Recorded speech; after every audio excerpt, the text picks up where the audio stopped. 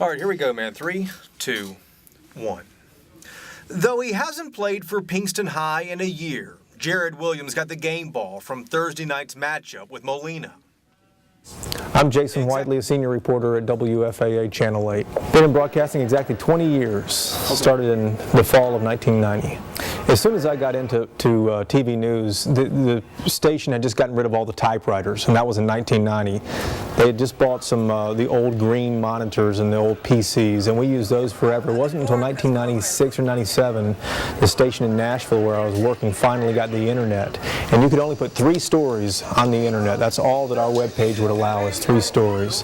The late 90s, 98, 99, they started kind of growing a little more, and then by the mid-2000s, the internet's really taken over as far as assisting in reporting, research, everything from like the weather you're about to see behind us over here. All this stuff relies heavily on computers and the internet. Before, broadcast journalism was all about the deadlines. We had to be on the air at 5 o'clock, at 6 o'clock, and at 10 o'clock for the evening newscasts. Those were the deadlines. Today, the deadline is as soon as you finish your story, it goes online, or you at least get online and tweet about it. And the whole idea there is to build the brand that WFAA or whichever other media outlet is out there is trying to let people know that we're on top of things. And you don't have to just tune in at 5, 6, or 10 to see the stories.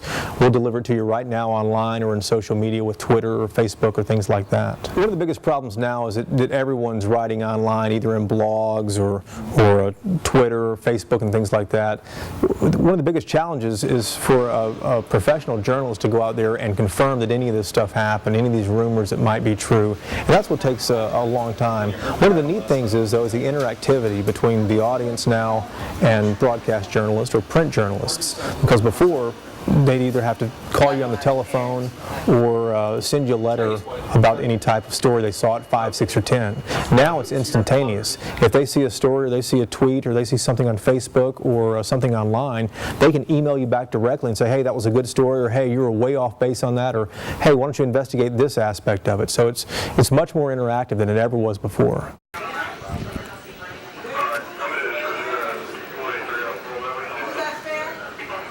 The new media will not threaten broadcasting. People always want to sit down and watch TV. When you log onto the internet, there's a certain thing you have to do. You have to do some work there. When you sit down with a remote control, you're just flipping through the channels. So I don't think it will threaten it at all. I think it'll help TV grow. I saw a survey not too long ago from like Rasmussen or somebody like that, and the survey said that TV viewership has not gone down at all. TV viewership has remained steady the last 5 or 6 years. Newspaper circulation has gone down. Magazines and TV have pretty much stayed steady. I think people are going to continue to maybe tune into 1 or 2 newscasts, either early in the morning or late at night when they're home. And in the meantime, at noon, 4, 5, 6, something like that, they're going to be getting their news from either their desktop at their work or their iPhone or their BlackBerry or somewhere like that. People just don't go home and make an appointment to watch the 5 and 6 o'clock news anymore, I don't think.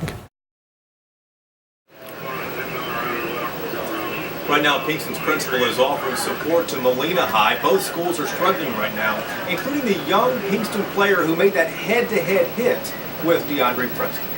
Reporting live, Jason Whiteley, Channel 8.